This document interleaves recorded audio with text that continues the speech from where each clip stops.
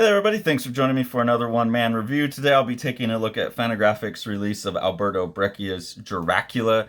Huge fan of Breccia's work on Mort Cinder. I've seen some of his other stuff. I still need to read the Eternonaut. I've been kind of put off by the reproduction on that one because they obviously just didn't have good materials to look at.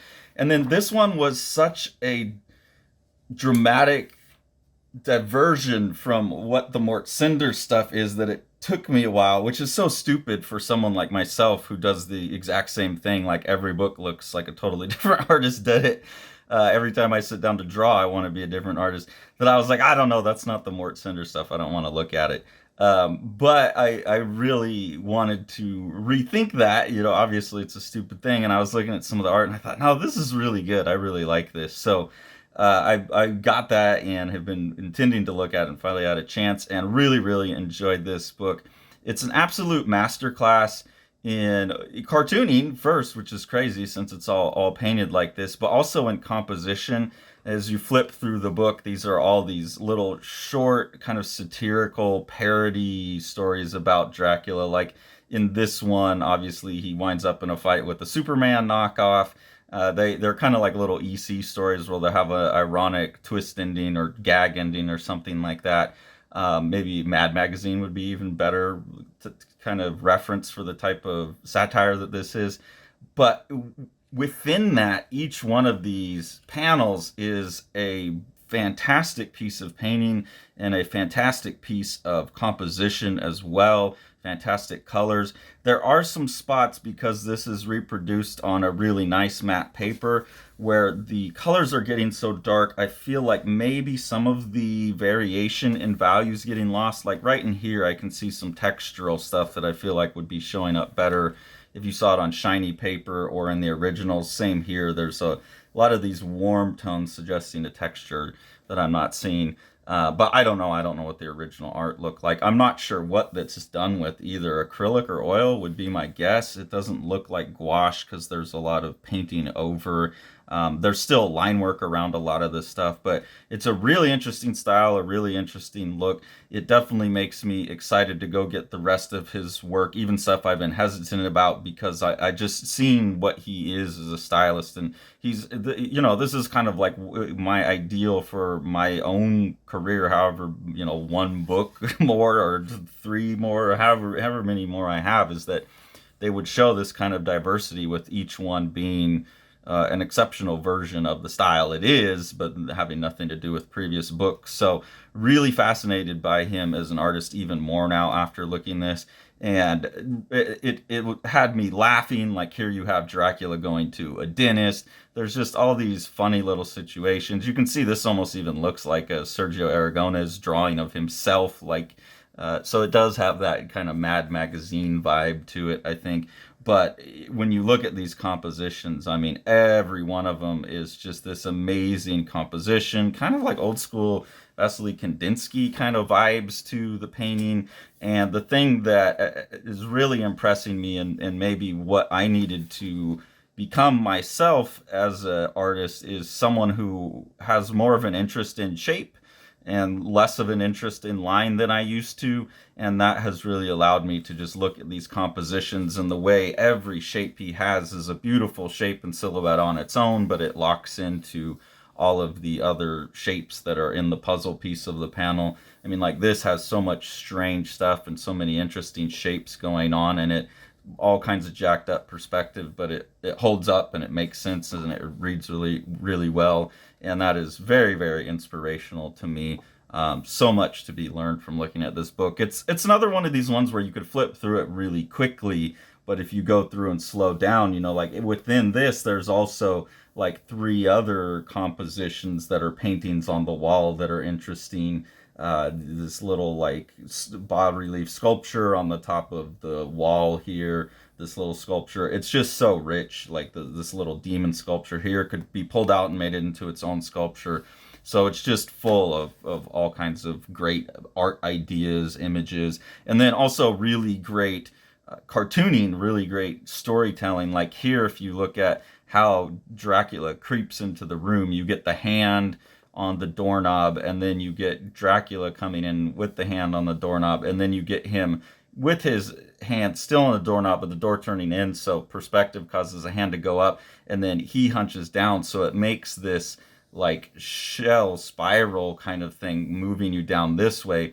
And then on the bite, like having the head a little lower, then the head kind of hit the top of the panel and then come back down with such force. Is just this really great way of showing motion, and it's really good comedic timing, I think, as well, to have him like that's like put into the panel so much as he like raises up and slobbers and then goes down, and that's reinforced on the top by this kind of undulating up and down throughout the page. So it's masterful within any panel, and it's masterful composition across the panels as well.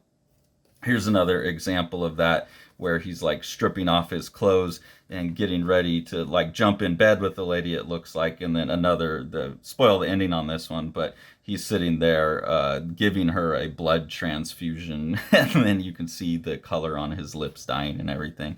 So a lot of funny stuff like that. One of the things I was paying attention to while I was going, especially when I'm looking at a panel like this is of a civil unrest in Argentina. He's an Argentinian artist. Looking at all of these shapes, one of the things I was thinking about is how much time he must be putting into the planning of each one of these to make sure all the shapes work right and the pages work out right. So I was very curious about that. And luckily, as you'll see in a couple page turns, there's a sketchbook at the end that shows some of his process, and actually, I don't know if it shows his whole process or not, but it seems like a lot of the decisions are actually still being made on the fly, which makes this even more impressive to me. And again, not knowing what kind of paint and what his process is, it's more or less impressive, but still very, very impressive how perfect each one of these is. Another like funny one here, you can see he's got Poe, Edgar Allan Poe. This is a little parody of Poe. Awesome compositions. Again, this cool kind of rhythmic, like bouncing up and down in the images. So looking at this one that was really causing me, thankfully, one of the ones that was causing me to wonder about his process, they actually have a full page. There's some where they have these smaller versions of his pencil layouts, but this one that I was really curious about has a nice full page spread here. So you can see how actually pretty quick and loose and unrefined these are. They get the essence of it, but there's really not like all of the interactions of shape throughout here that are caused by this gun showing up, this whole figure in here, this face in the background. It's not all in there. These are all nice shapes, but these are even better shapes. So he's actually adding and refining and making things better as he moves to color. I don't know if there's more sketching or if he works that out and then paints over it. I would love to have seen more steps in the process, but really cool to see how you go from a panel like this in a sketch to an image like this where the shapes get weirder and wilder and they're bent. Here, he's not showing what he's doing value wise necessarily, the dark with the dark here. He's got the dark moon, which looks weird, but then he makes work there. All the stuff going on with the blood and the splatter in this one and the weird shapes of the legs. There's so much that's being done, it looks like, in the final state that it becomes really, really impressive to me. This is another one that I just thought, because it's a nice big spread, is really cool, and it shows what he's adding, what he's taking away, the distortions, like adding this whole wolf tucked up against the leg here to break up that silhouette and make it more compelling. The addition of the bats, just the positioning of the hand, the changes on these ones. It's just really, really cool. So really enjoyed that package. And then, like I said, there's a lot of these ones where there are smaller pages in here, and so you really get a pretty good breadth of what he's doing. This here looks maybe like a color study, maybe the finished page. It looks a little more watercolory, but I was interested to see on this one where he did do some color. It has nothing to do with the color that's in the final piece, really, with all of the cools in here, but it does show that he is doing some color work in some places. So maybe there are color studies and things, because it's pretty hard for me to imagine just jumping straight into any of these pages without doing color studies and just figuring it out on the fly. But also I'm not a master like Alberto Breccia. So very cool book, very cool series of extras. And artist I continue to grow my respect for, someone who, as I really see how successful he's been in just totally different styles, really, really impressive. So I look forward to future releases from Breccia and Fantagraphics. I'm really hoping for the Lovecraft stuff at some point, because what I've seen of that is totally wild, and definitely got to get and check out the Eternaut.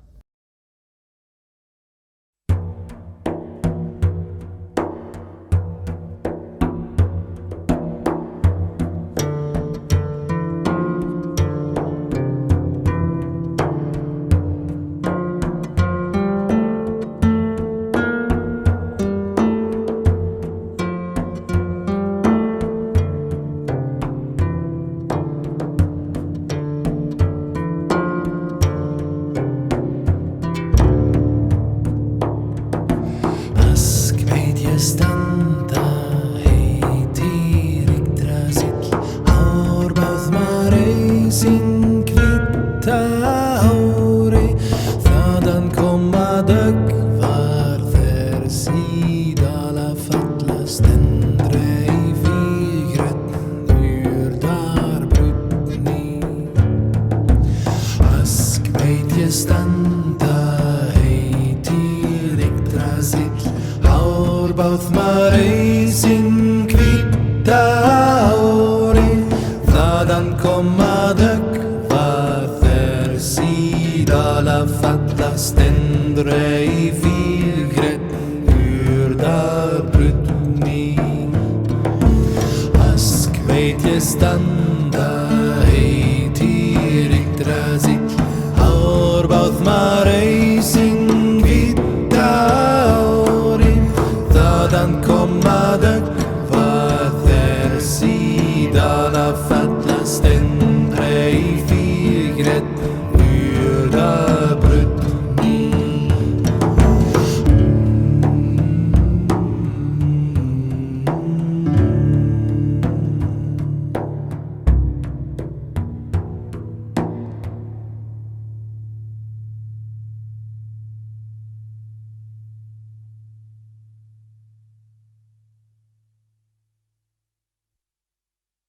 Make sure to like, smash that subscribe button, and ring that bell.